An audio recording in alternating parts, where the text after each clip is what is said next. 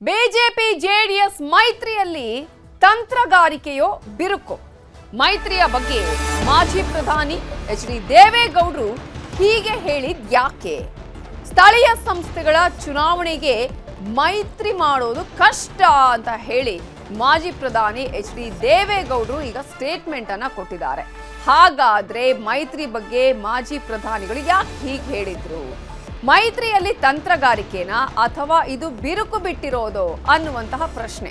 BJP ಜೊತೆಗಿನ ಮೈತ್ರಿ ಕೇವಲ ವಿಧಾನಸಭೆ ಮತ್ತು ಲೋಕಸಭಾ ಚುನಾವಣೆಗೆ ಮಾತ್ರ.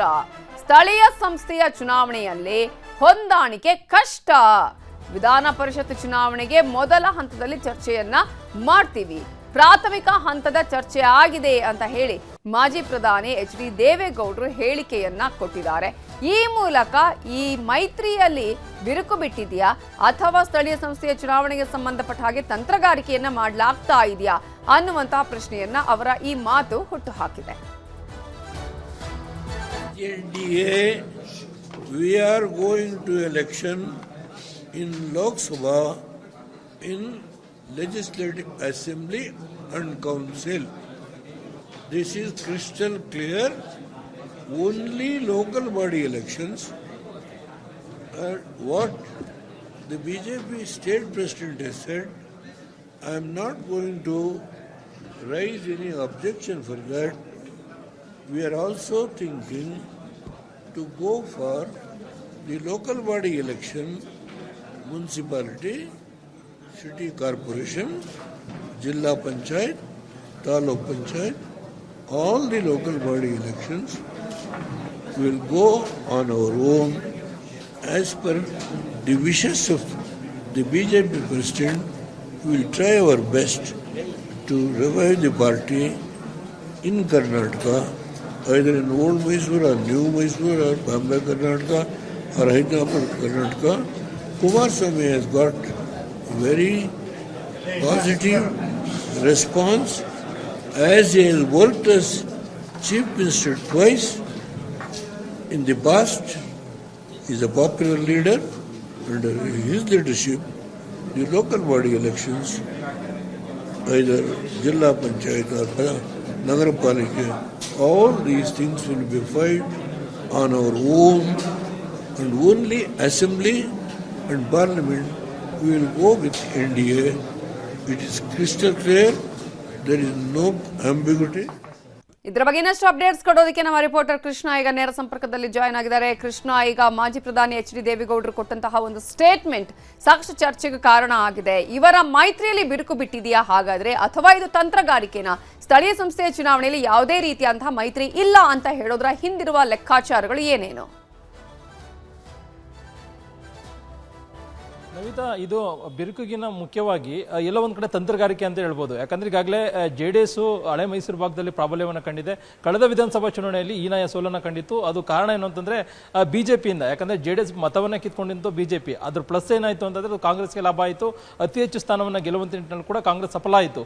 ಈಗ ಸ್ಥಳೀಯ ಸಂಸ್ಥೆಗಳ ಚುನಾವಣೆ ಬರ್ತಾ ಇದೆ. ಜಿಲ್ಲಾ ಪಂಚಾಯತಿ ಆಗಿರ್ಬೋದು ಮತ್ತು ತಾಲೂಕ್ ಪಂಚಾಯತಿ ಚುನಾವಣೆ, ಅದ್ರ ಜೊತೆಗೆ BBMP ಚುನಾವಣೆ ಕೂಡ ಬರ್ತಾ ಇದೆ.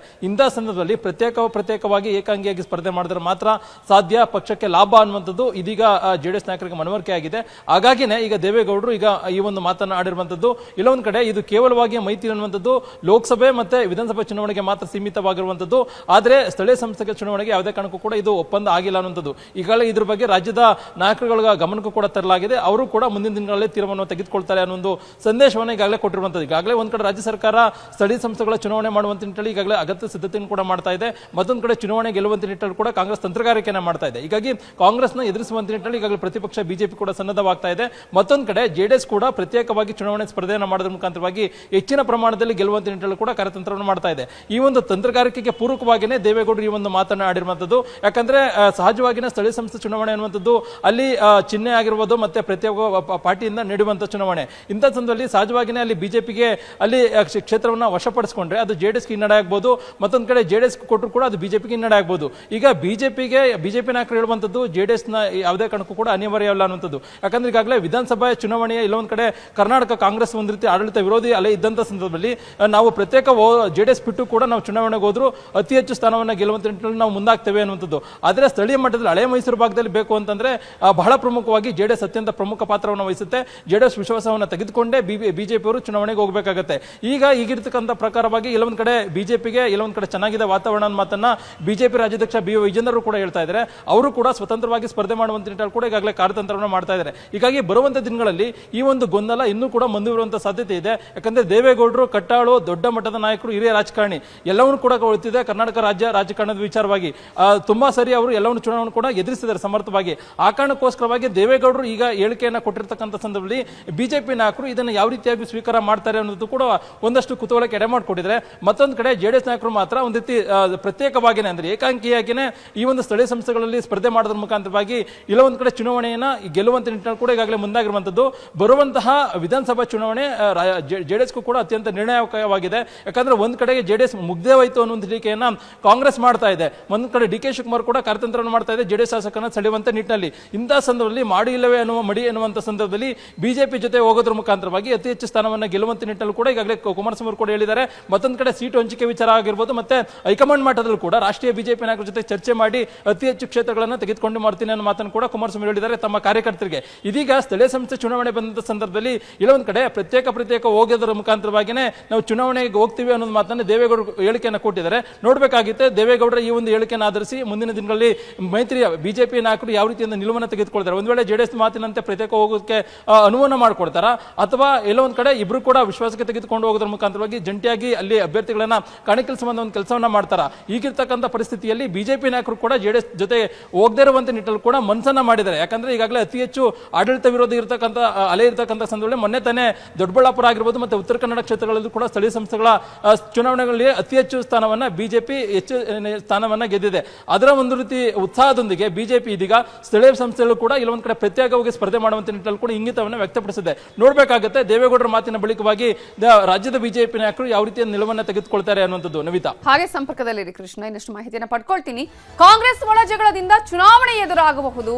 ಸ್ವಂತ ಶ್ರಮದ ಮೇಲೆ ಬಿಜೆಪಿ ಅಧಿಕಾರಕ್ಕೆ ಬರಬೇಕು, ಅಷ್ಟರ ಮಟ್ಟಿಗೆ ಕಾರ್ಯಕರ್ತರು ಈಗ ಕೆಲಸ ಮಾಡಬೇಕಾಗಿದೆ. ಈಗಾಗಲೇ ಈ ಹಿಂದಿನ ವಿಧಾನಸಭಾ ಚುನಾವಣೆಯಲ್ಲಿ ಮಖಾಡೆ ಮಲಗಿಸಿತ್ತು ಬಿಜೆಪಿಯನ್ನ. ಇಂತಹ ಸಂದರ್ಭದಲ್ಲಿ ಕಾಂಗ್ರೆಸ್ ಅದರ ಒಂದು ಲಾಭವನ್ನ ಪಡ್ಕೊಂಡಿತ್ತು, ಅಧಿಕಾರವನ್ನ ಹಿಡಿದಿದೆ. ಸೊ ಇದೀಗ ಕಾಂಗ್ರೆಸ್ ನಲ್ಲಿ ಅಂತಹ ಒಂದು ಒಳಜಗಳ ಇದೆ, ಚುನಾವಣೆ ಎದುರಾಗುವಂತಹ ಚಾನ್ಸಸ್ ಕೂಡ ಇದೆ. ಹಾಗೆ ಸ್ವಂತ ಶ್ರಮದ ಮೇಲೆ ಬಿಜೆಪಿ ಅಧಿಕಾರಕ್ಕೆ ಬರಬೇಕು, ಅಷ್ಟರ ಮಟ್ಟಿಗೆ ಕಾರ್ಯಕರ್ತರು ಕೆಲಸ ಮಾಡಬೇಕಾಗಿದೆ. ಬಿಜೆಪಿ ಪಕ್ಷ 140 ಸೀಟ್ ಪಡೆದು ಅಧಿಕಾರಕ್ಕೆ ಬರಲಿದೆ. ಮುಂದಿನ ವಿಧಾನಸಭಾ ಚುನಾವಣೆಯಲ್ಲಿ ಸ್ಪಷ್ಟ ಬಹುಮತ ಬಿಜೆಪಿಗೆ ಸಿಗತ್ತೆ. ಏಕಾಂಗಿ ಹೋರಾಟಕ್ಕೆ ಬಿಜೆಪಿ ರಾಜ್ಯಾಧ್ಯಕ್ಷ ವಿಜೇಂದ್ರ ಈಗ ಕರೆಯನ್ನ ಕೊಟ್ಟಿದ್ದಾರೆ. ಕರ್ನಾಟಕದಲ್ಲಿ ರೈತರು ಬೆಳೆದಂತ ಬೆಳೆ ಕೈಗೆ ಬಂದಂತ ತುತ್ತು ಬಾಯಿಗೆ ಬಂದಿಲ್ಲ ಅಂತ ಒಂದು ಸಂದಿಗ್ಧ ಪರಿಸ್ಥಿತಿಯಲ್ಲಿ ಈ ಲಜ್ಜೆಗೆಟ್ಟ ಕಾಂಗ್ರೆಸ್ ಸರ್ಕಾರ ರೈತರಿಗೆ ಪರಿಹಾರ ಕೊಡೋದು, ಬೆಳೆ ಪರಿಹಾರ ಕೊಡುವಂತ ದೂರದ ಮಾತು.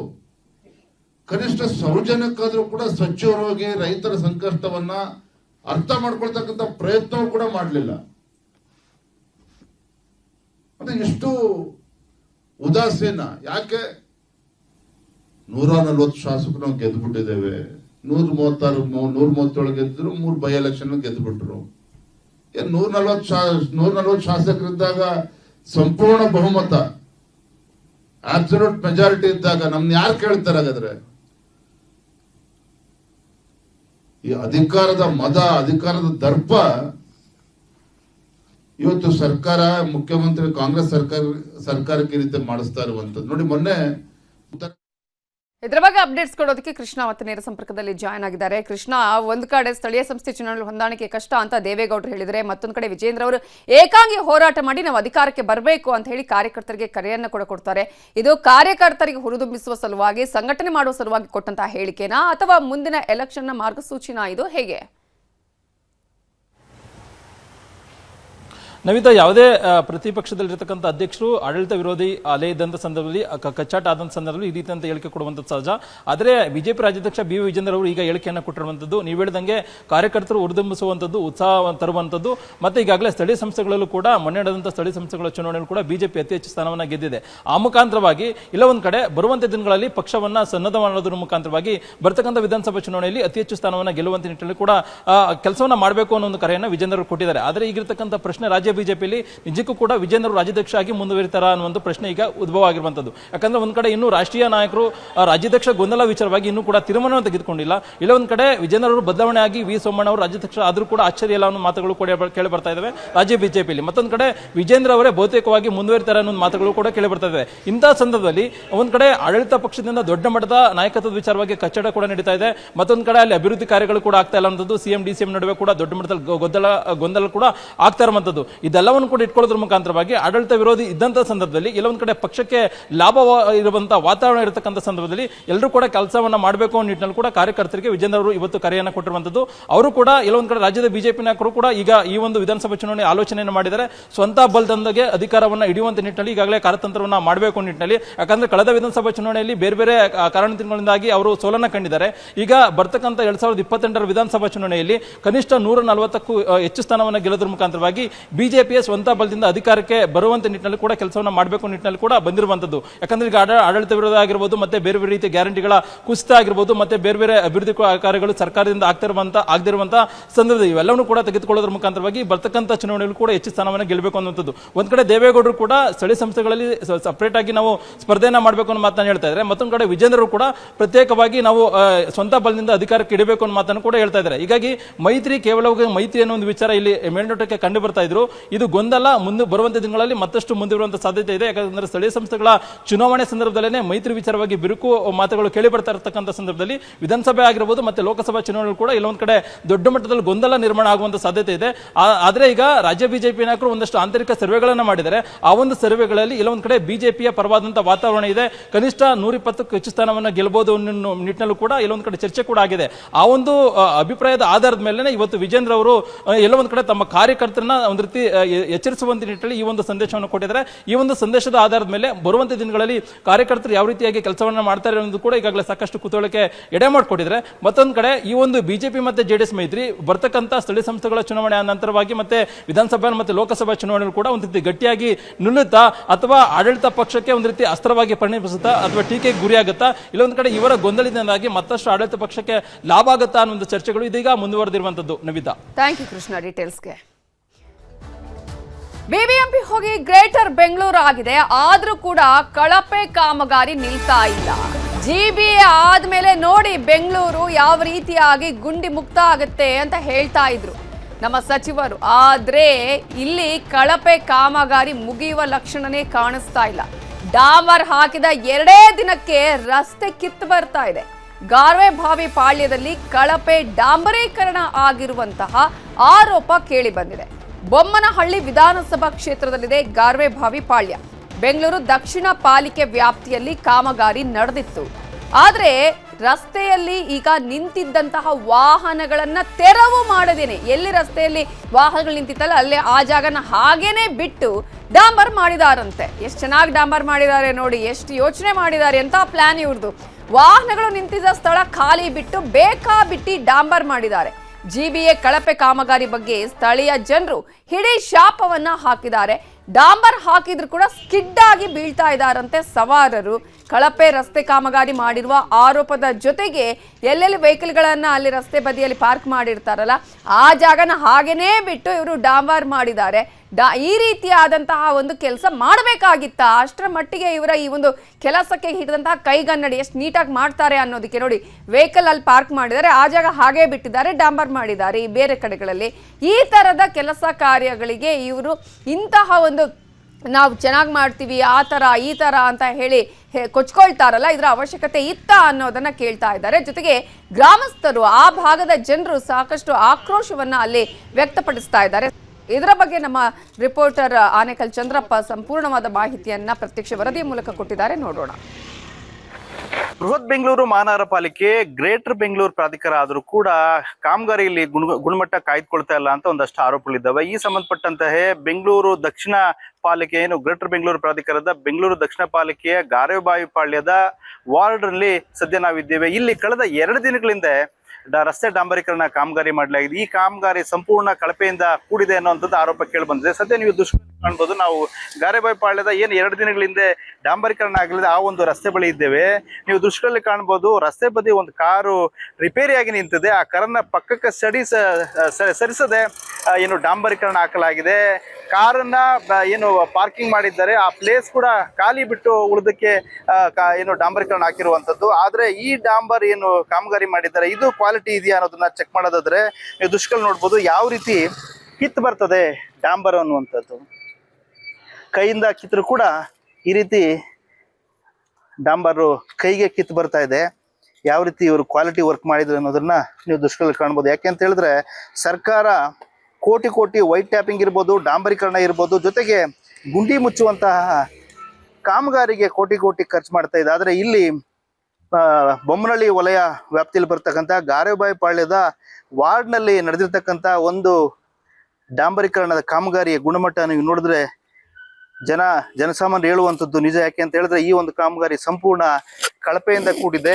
ಕೈಯಲ್ಲಿ ಕೀಳ್ತಾ ಇದ್ರೆ ಅದು ಹೊರಗಡೆ ಬರ್ತದೆ ಅಂತಂದ್ರೆ ಇಲ್ಲಿನ ಸ್ಥಳೀಯರು ಆರೋಪ ಮಾಡುವಂಥದ್ದು ನೆಪ ಮಾತ್ರಕ್ಕೆ ಇವರು ಲಕ್ಷ ಅನುದಾನ ಏನು ಬಿಡುಗಡೆ ಆಗ್ತದೆ ಅದನ್ನ ಕೊಳ್ಳೆ ಹೊಡಿಲಿಕ್ಕೆ ಈ ರೀತಿಯ ಒಂದು ಕಳಪೆ ಕಾಮಗಾರಿಯನ್ನ ಮಾಡಿದ್ದಾರೆ. ಇನ್ನಾದ್ರೂ ಗ್ರೇಟರ್ ಬೆಂಗಳೂರು ಪ್ರಾಧಿಕಾರದ ಅಧಿಕಾರಿಗಳು ಮತ್ತು ಇಲ್ಲಿರ್ತಕ್ಕಂಥ ಸ್ಥಳೀಯವಾಗಿ ಬೊಮ್ಮನಹಳ್ಳಿ ವಲಯ ವ್ಯಾಪ್ತಿಯಲ್ಲಿ ಬರ್ತಕ್ಕಂಥ ಇಂಜಿನಿಯರ್ಸ್ ಇರ್ಬೋದು, AW ಇರ್ಬೋದು, ಇವ್ರು ಯಾರು ಕೂಡ ಈ ಒಂದು ಕಾಮಗಾರಿ ಬಗ್ಗೆ ಕೇಳಿದ್ರೆ ಅವರಿಗೆ ಸರಿಯಾದ ಮಾಹಿತಿನೇ ಇಲ್ಲ ಅಂತ ಹೇಳ್ತಾ ಇದ್ದಾರೆ. ಹಾಗಾಗಿ ಇನ್ನಾದರೂ ಗ್ರೇಟರ್ ಬೆಂಗಳೂರು ಪ್ರಾಧಿಕಾರದ ಅಧಿಕಾರಿಗಳು ಸಾರ್ವಜನಿಕ ಹಣ ಈ ರೀತಿ ಪೋಲಾಗದ ರೀತಿಯಲ್ಲಿ ಕಾಮಗಾರಿಯಲ್ಲಿ ಗುಣಮಟ್ಟ ಕಾಯ್ದುಕೊಳ್ಳೋ ರೀತಿಯಲ್ಲಿ ಕ್ರಮ ವಹಿಸ್ತಾರ ಎಂಬುದನ್ನ ಕಾದು ನೋಡಬೇಕಿದೆ. ಆದೂರ್ Chandru, news 18 Bommanahalli.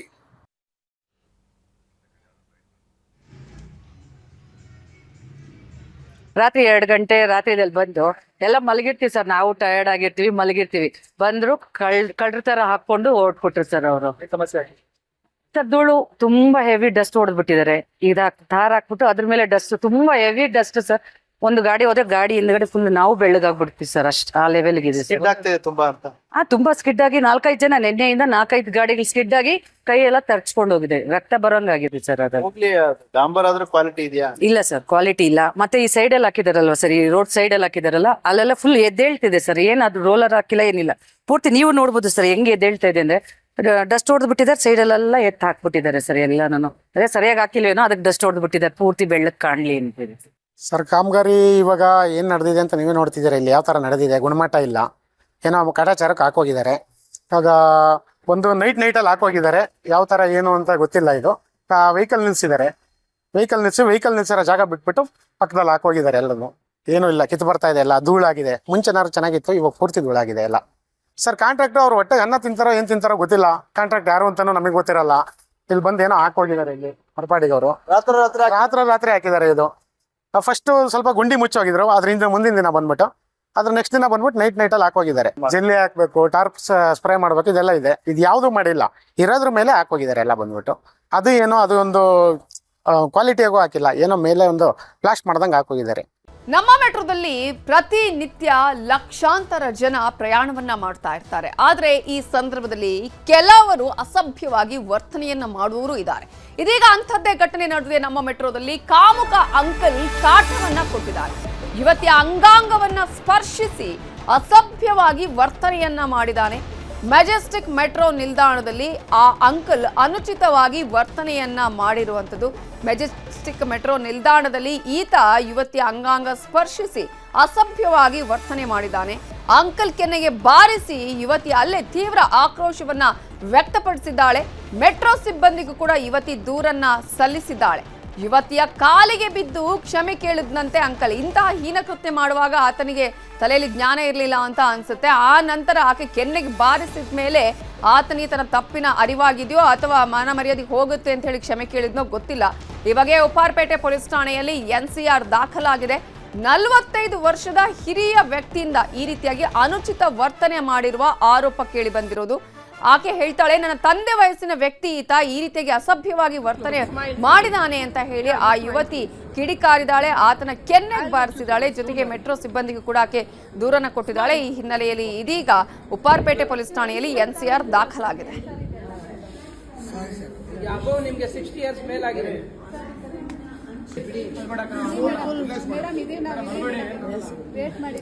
So I got up and I slapped him. I gave a one tight slap and asked him to get up. And then luckily he was also getting down in the same metro. So poor fellow, I slapped him again in the metro station. I slapped him so bad that, he was literally crying and, begging. But above all of this, he's smiling also. He's taking the slap, he's doing, ooh, and then he's smiling. Illa, he's saying something in Kannada which I didn't understand. That this bastard was not opening his mouth because he knows that he has done something wrong. Sorry, he's saying, then he's saying something else. Then the metro securities came and took both of us and said, ma'am, let's complain. I said, yeah, let's complain. Let's call the police. I want to call the police. And he was taken to the police station. And few things that came to surprise to me is that he has been roaming around the metro for the last 1 hour and not exiting from any metro station. So he's been doing this for a while. 2, he was drunk. 3, he's 46 years old. Literally my dad's age. My dad is 47, a year younger to my dad. I got more angry actually. I gave him 2, 3, 4 more slaps. I couldn't hold myself. And I feel this whole incident, when I look back, I feel like what I did is not enough still. Because this fellow came and said one dialogue to those metro people that she's like my daughter.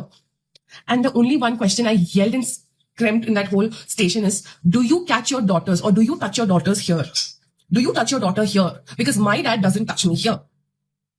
So he was like, no, sorry. He was catching everybody's leg. He was ಇದರ ಬಗ್ಗೆ ಇನ್ನಷ್ಟು details ಕೊಡೋದಕ್ಕೆ ನಮ್ಮ reporter ಪ್ರಗತಿ ಈಗ ನೇರ ಸಂಪರ್ಕದಲ್ಲಿ join ಆಗಿದ್ದಾರೆ. ಪ್ರಗತಿ, ಲಕ್ಷಾಂತರ ಜನ ಮೆಟ್ರೋದಲ್ಲಿ ಪ್ರಯಾಣ ಮಾಡ್ತಾರೆ. ಈ ತರದ ವರ್ತನೆ ತೋರಿಸಿದ್ರೆ ಹೇಗೆ ಪ್ರಯಾಣ ಮಾಡೋದು ಅನ್ನುವಂತಹ ಆತಂಕ ಕೂಡ ಸಹಜವಾಗಿ ಹೆಣ್ಮಕ್ಳಿಗೆ ಬರುತ್ತೆ.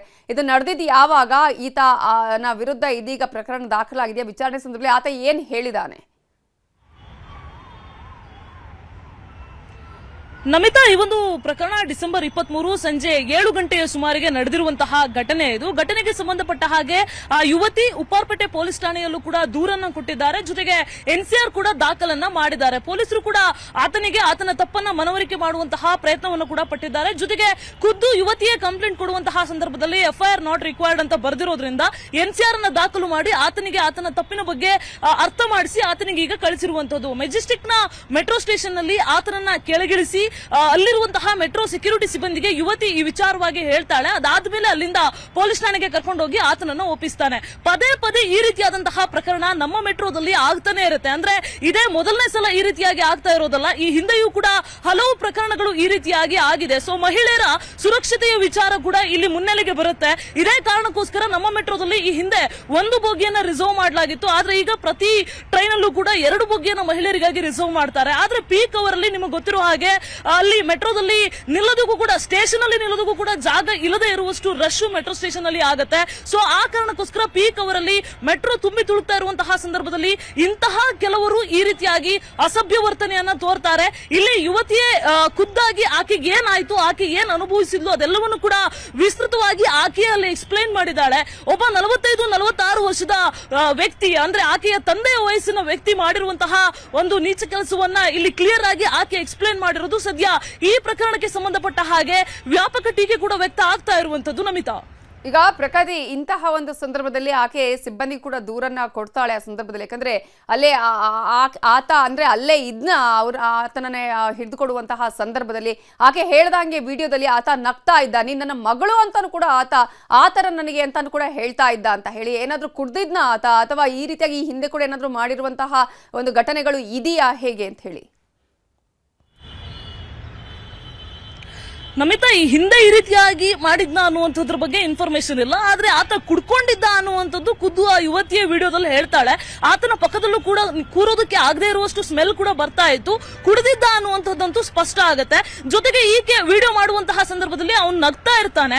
ಜೊತೆಗೆ ಅವನ ವರ್ಷನ್ ಏನು ಅನ್ನೋದು ಕೂಡ ಇಲ್ಲಿ ಇಂಪಾರ್ಟೆಂಟ್ ಆಗುತ್ತೆ. ಬಟ್ ಪೊಲೀಸರ ಹತ್ರ ಆತ ಕ್ಷಮೆ ಕೇಳಿದಾನೆ, ಸಾರಿ ಕೇಳಿದಾನೆ ಅಂತ ಅಂದ್ರೆ ಪ್ರಾಯಶಃ ಆತ ತಪ್ಪು ಮಾಡಿದಾನೆ ಅಂತಾನೆ ಅರ್ಥ. ಜೊತೆಗೆ ಮೆಟ್ರೋ ಸ್ಟೇಷನ್ ಅಲ್ಲೂ ಕೂಡ, ಅಂದ್ರೆ ಇದು ವಿಧಾನಸೌಧ ಮೆಟ್ರೋ ಸ್ಟೇಷನ್ ಅಂದ್ರೆ ಮೆಟ್ರೋ ಟ್ರೈನ್ ಒಳಗಡೆ ಆಗಿರೋದು. ವಿಧಾನಸೌಧ ಮೆಟ್ರೋ ಸ್ಟೇಷನ್ ಸಮೀಪ ಹೋಗುವಂತಹ ಸಂದರ್ಭದಲ್ಲಿ ಈ ಘಟನೆ ಆಗಿರೋದು. ಮೆಜೆಸ್ಟಿಕ್ ನಲ್ಲಿ ಯುವತಿಯು ಇಳ್ಕೊಳ್ತಾಳೆ, ಜೊತೆಗೆ ಆತನನ್ನು ಕೂಡ ಇಳ್ಕೋತಾನೆ. ಇಬ್ರು ಕೂಡ ಆತನನ್ನ ಕರ್ಕೊಂಡು ಯುವತಿ ಮೆಟ್ರೋ ಸೆಕ್ಯೂರಿಟಿ ಸಿಬ್ಬಂದಿ ಹತ್ರ ಕರ್ಕೊಂಡು ಹೋಗ್ತಾರೆ. ಆ ಸಂದರ್ಭದಲ್ಲಿ ಸಿಬ್ಬಂದಿ ಆತನಿಗೆ ಮನವರಿಕೆ ಮಾಡುವಂತಹ ಟೈಮಲ್ಲೂ ಕೂಡ ಅವನು ಕ್ಷಮೆ ಕೇಳ್ತಾನೆ, ಇರೋಬರೋರ್ ಕಾಲಿಗೆಲ್ಲ ಬೀಳ್ತಾನೆ. ವಿಡಿಯೋದಲ್ಲೂ ಕೂಡ ನೀವು ನೋಡಬಹುದು, ಸಾರಿ ಅನ್ನೋದನ್ನು ಕೂಡ ಹೇಳ್ತಾನೆ. ನೀ ನನ್ನ ಮಗಳ ಸಮಾನ ಅಂತೆಲ್ಲ ಹೇಳ್ತಾನೆ. ಮಗಳು ಸಮಾನ ಅಂತ ಹೇಳುವವನು ಇಂತಹ ಕೃತ್ಯ ಮಾಡುವಾಗ ಆತನಿಗೆ ಮಗಳು ಅನ್ನೋದು ತಲೆಗೆ ಬಂದಿಲ್ವಾ ಅನ್ನುವಂತಹ ಪ್ರಶ್ನೆ ಕೂಡ ಹುಟ್ಕೊಳ್ಳುತ್ತೆ. ಸೊ ಸದ್ಯಕ್ಕೆ ಈ ರೀತಿಯಾದಂತಹ ಘಟನೆಗಳಿಗೆ ಬ್ರೇಕ್ ಹಾಕೋದಕ್ಕೆ ಮೆಟ್ರೋದಲ್ಲಿ ವುಮೆನ್ ಸ್ಕ್ವಾಡ್ಗೂ ಕೂಡ ಜಾಸ್ತಿ ಒತ್ತಾಯ ಕೇಳಿ ಬಂದ ಇರುವಂತದ್ದು. ನಮಿತಾ, ಆತ ಯಾರು, ಆತನ ಹಿನ್ನೆಲೆ ಏನೇನೋ ಅದ್ರ ಬಗ್ಗೆ ಏನಾದ್ರೂ ಗೊತ್ತಾಗಿದೆಯಾ ಪೊಲೀಸ್ ವಿಚಾರಣೆಯಲ್ಲಿ? ಹೇಗೆ ಸದ್ಯಕ್ಕೆ ಆಸ್ ಆಫ್ ನೌ ಗೊತ್ತಾಗಿರುವಂತಹ ಇನ್ಫಾರ್ಮೇಶನ್ ಪ್ರಕಾರ ಆತ ವಿಜಯನಗರದ ಭಾಗದವನು ಅನ್ನುವಂತಹ ಇನ್ಫಾರ್ಮೇಶನ್ ಗೊತ್ತಾಗಿದೆ. ಜೊತೆಗೆ ದೂರು ಕೊಡುವಂತಹ ಸಂದರ್ಭದಲ್ಲಿ ಯುವತಿಯೇ ಎಫ್ಐಆರ್ ಅನ್ನ ಹಾಕೋದು ಬೇಡ ಅಂತ ಆಕೆಯೇ ಕಂಪ್ಲೇಂಟ್ ಅಲ್ಲಿ ಮೆನ್ಷನ್ ಮಾಡಿದ್ದಾರೆ. ಸೊ ಅದಕ್ಕೋಸ್ಕರ ಪೊಲೀಸರು ಅವನಿಗೆ ಒಂದ್ ಸ್ವಲ್ಪ ನೀನ್ ಮಾಡಿರುವಂತಹ ಕೆಲಸ, ಗನಂದಾರಿ ಕೆಲಸ ಎಂತದ್ದು ಅನ್ನೋದನ್ನ ಪೊಲೀಸ್ ಭಾಷೆಯಲ್ಲಿ ಒಂಚೂರು ಅರ್ಥ ಮಾಡಿಸಿ ಅವನಿಗೆ ಕಳಿಸಿದ್ದಾರೆ. ಮತ್ತೆ ಈ ರೀತಿಯಾದಂತಹ ಘಟನೆಯಲ್ಲಿ ಸಿಕ್ಕಾಕೊಳ್ಬೇಡಿ ಅಂತ ಅವನಿಗೆ ಬುದ್ಧಿವಾದವನ್ನ ಹೇಳಿ ಕಳಿಸಿರುವಂತದ್ದು. ಸದ್ಯಕ್ಕೆ ಮೆಟ್ರೋ ಸ್ಟೇಷನ್ ಅಲ್ಲಿ ಈ ಹಿಂದೆ ಕೂಡ ಈತ ಈ ರೀತಿಯಾಗಿ ಘಟನೆ ಮಾಡಿರೋ ಬಗ್ಗೆ ಯಾವುದೇ ಮಾಹಿತಿ ಇಲ್ಲ. ಸೊ ಇದೊಂದು ಪ್ರಕರಣದಲ್ಲಿ ಈತ ಸಿಕ್ಕಾಕೊಂಡಿದ್ದಾನೆ. ಜೊತೆಗೆ ಮೆಟ್ರೋ ಸ್ಟೇಷನ್ ಅಲ್ಲಿ ಮಹಿಳೆಯರಿಗೆ ಈ ರೀತಿಯಾದಂತಹ ಘಟನೆಗಳು, ಈ ರೀತಿಯಾದಂತಹ ಕೇಸ್ಗಳು, ಸುರಕ್ಷತೆಯ ವಿಚಾರ ಆಗಾಗ ಚರ್ಚೆ ಆಗ್ತಾ ಇರುತ್ತೆ. ಪೀಕ್ ಅವರ್ ನಲ್ಲಿ ಇಂತಹ ಕೆಲವರು ಈ ರೀತಿಯಾದಂತಹ ಘಟನೆಗಳನ್ನ ಮಾಡ್ತಾ ಇರ್ತಾರೆ. ಸೊ ಅದಕ್ಕೆ ಹೆಚ್ಚಿನ ಭದ್ರತೆಯನ್ನ ಮತ್ತೆ ಸೆಕ್ಯೂರಿಟಿ ಸಿಬ್ಬಂದಿಯನ್ನು ಕೂಡ ಜಾಸ್ತಿ ನಿಯೋಜನೆ ಮಾಡಬೇಕು ಅನ್ನುವಂತಹ ಒತ್ತಾಯ ಇರುವಂತದ್ದು. Namitha, okay, thank you Pragathi ಡೀಟೇಲ್ಸ್ಗೆ.